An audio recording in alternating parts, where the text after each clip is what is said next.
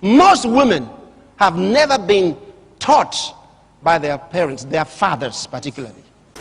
That's their biggest problem. They don't know who a man is. They think he's another woman. If you paid attention in chemistry class, you understand why oil and water don't mix.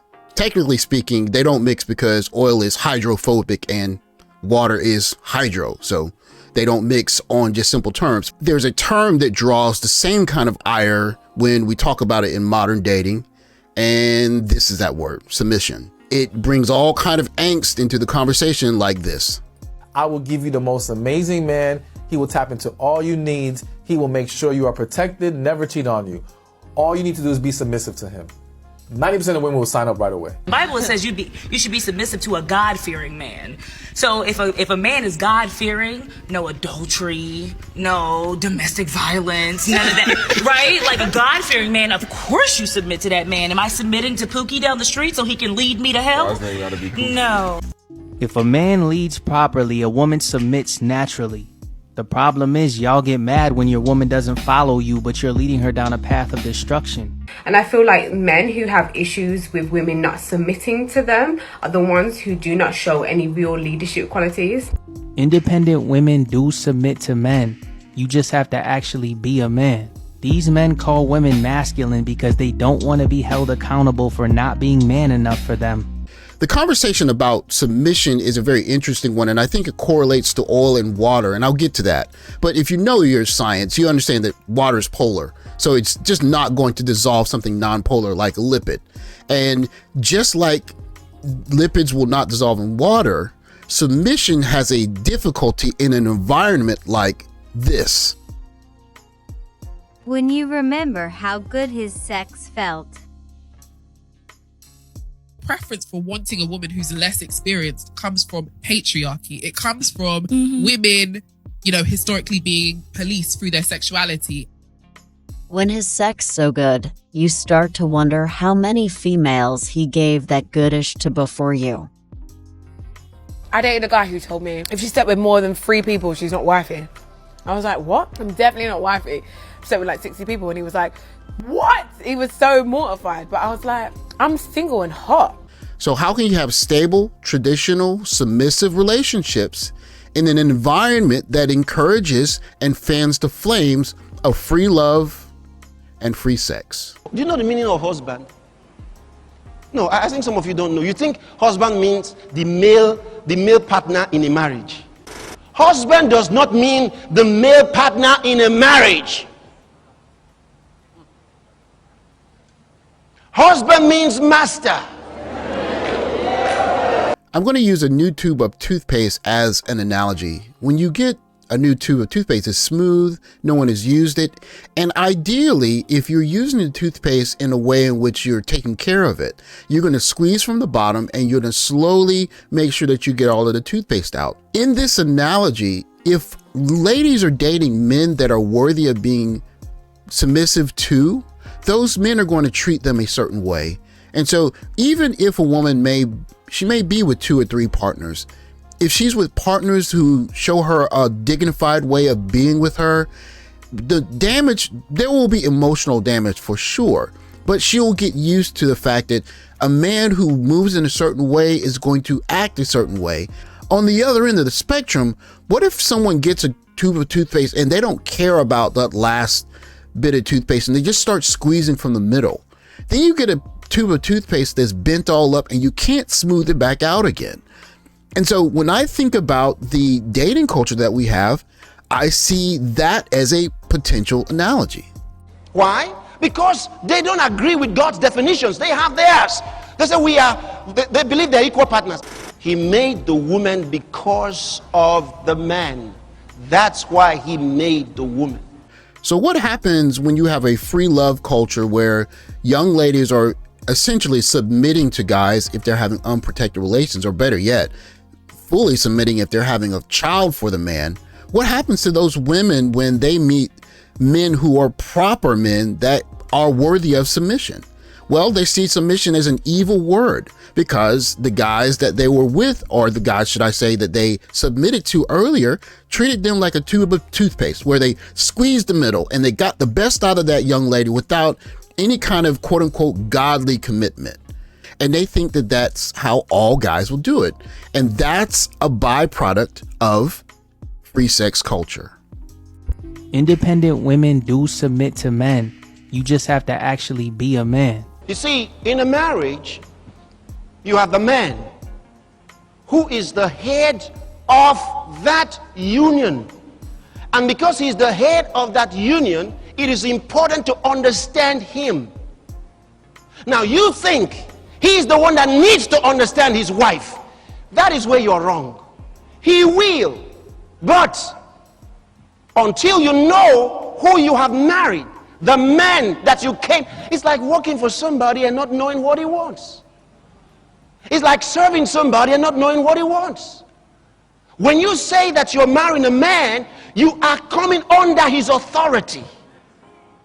Now, this is a conversation that is not very easy for us to have in the modern day culture. But remember, every time a young lady decides to have relations with a guy, or better yet, unprotected relations with a guy, or better yet, have a baby for a man who she has not married yet, in a way she is submitting to that man. Now, we've learned in modern day culture, hey, that's fine, she's free to do that.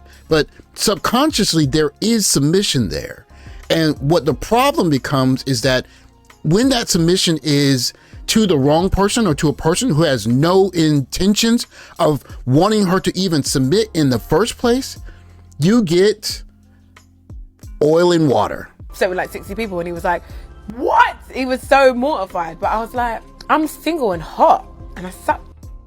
Why? I mean, it probably wasn't 60 at that time. It's probably, I don't know how many it's definitely over 100. Preference for wanting a woman who's less experienced comes from patriarchy. The stats bear out what we see in society and what we're hearing from the pulpit. Once you get past 3 partners, and you see the blue line is for women, and these are stats from the Institute for Family Studies, you get past 3 partners and you're basically in a coin flip scenario, 50-50 in terms of marital satisfaction. And you see that it's higher for one partner, and of course it doesn't show for 0 partners, but I would imagine that it would certainly go higher. But you see the trend. Once you get into that really high partner count territory for young ladies, because remember, for most guys today in the Tinder age are not getting close to 10 partners. The average guy that's going to work right now, you know the stats, they're not 10, 15, 20 partners. That's not happening for most guys. Most guys are on the left side of 5 partners if they're somewhat successful. The stats continue. You see that for the 80s, 90s, and the 2000s, those stats don't really change that much in terms of 0 partner and your chance of divorce after 5 years. You see it kind of spikes at 2 partners and then it dips a little bit. But you see, once you get to 6 to 9 partners, it's kind of a crapshoot. And I would imagine that the line from the 1980s is actually dipping because there were just so few people that probably had a large number of partners in the 80s compared to what you have now in the 2000s. And you see that line for the 2000s, once you hit 10 partners plus, that line is shooting up in a fashion that's very high. And it just goes back to the simple idea, if a woman has submitted herself to multiple men, and then you get into a marriage with her and you try and have her be submissive to you, how can she be submissive to one man when she's been submissive to multiple men? Hence, oil and water. And Lord God said, it is not good that the man should be alone. I will make him a partner. Come on, talk to me. I will make him a supervisor.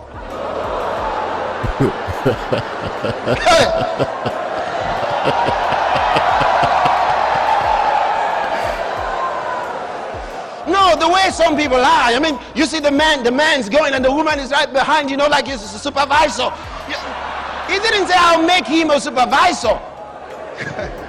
I will make him a help.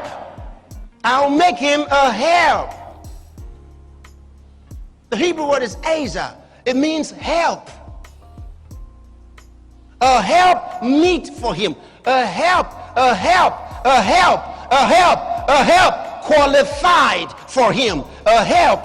I will make him a help because he was alone. I will make him somebody to help him. I will make him somebody to help him. Why? Because God gave him a responsibility. He needed a help, not somebody to tell him what to do, but a help. So the first analogy is pretty straightforward. You're trying to build strong families, which traditionally had a patriarch and a submissive wife, which, if you look around, family formation and child rearing is certainly down in most of the more liberal countries because we're veering away from that. So maybe that's causation or correlation, but it worked in the past. That said, you're trying to build a family in a culture that stresses free sex. And we saw in the charts that the more partners, the more likely you're to have a divorce and have relationship satisfaction. And of course, the second analogy is pretty simple. If the young ladies are submitting to the wrong guys and those guys are using those women in a certain way to where the guy comes behind them and is trying to straighten out a toothpaste that has been squeezed any old kind of way by many different men who she submitted to, as opposed to being with men who valued her and treated her in a way that, hey, if you were my woman, I would treat you with this level of respect, and I am a person worthy of being submitted to, then 2 or 3 partners would not leave so much damage. Unfortunately, in our hypersexualized culture, it's leaving a lot of damage. Once you stop listening, all your beauty evaporates. It's something you probably don't know. Beauty is in obedience. That's where the glory is. Once you are not obedient, once you are harsh, you talk anyhow to your husband, your beauty evaporates. Submission has certainly become a buzzword in modern day dating culture, and I personally think the issue with submission is that it's a lightning rod of a word, because in a situation or a system where young ladies who have full autonomy over their sexual choices are submitting simply to guys who have no intention of having any kind of long-term relationship. And so these ladies are essentially physically submitting themselves, maybe even emotionally submitting, to men who have no interest or no investment in that young lady's future. And so you have these young ladies trying to make these relationships work with men who are just simply not committed to them. And so when they say, well, I submitted to this guy and it didn't work, then the boogie word becomes submission itself, and not the fact that in times past, a patriarch or men who cared about the long-term future of that young lady would do the selecting, and you would have fewer partners. So when you made a union, the union had a stronger bedrock under which to stand. But in modern culture, all of that has been swept away. And so now the boogie word becomes submission instead of free sex, which of course is the oil and water of our dating culture.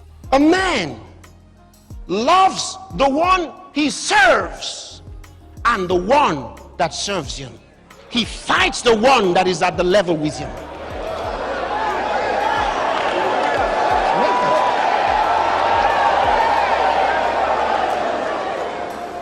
You see it? So when you find your husband trying to tell you who's the owner, who's the owner of this car. Growing up as a kid, I was a Bible thumper, maybe not as much now as I used to be. But when I was a kid, I remember going to church and seeing families and seeing weddings and seeing families function as larger families, and seeing the church and the society operate as a larger family that was on its way to fraying and coming apart. But I saw it. And so now, decades later, with this different way of looking at how we mate and date and what a marriage is and what you build a marriage on and who's what, and trying to be egalitarian, we just see that it's not working the way that it used to. Now, we can argue who should be doing what and what's fair and what's not fair, but what I can say is what we used to do used to work, and what we're doing now doesn't work. And so now there are a lot of guys saying, I'm trying to find a place where I can go backwards to what used to work. And for the young ladies that want to stay here and enjoy their free sex and their egalitarian families, best of luck to you. But for a large group of men, they're looking for submissive wives, because that used to work. Thanks for watching. Like, subscribe, comment below, and I'll catch you guys in the next video. Take care, guys.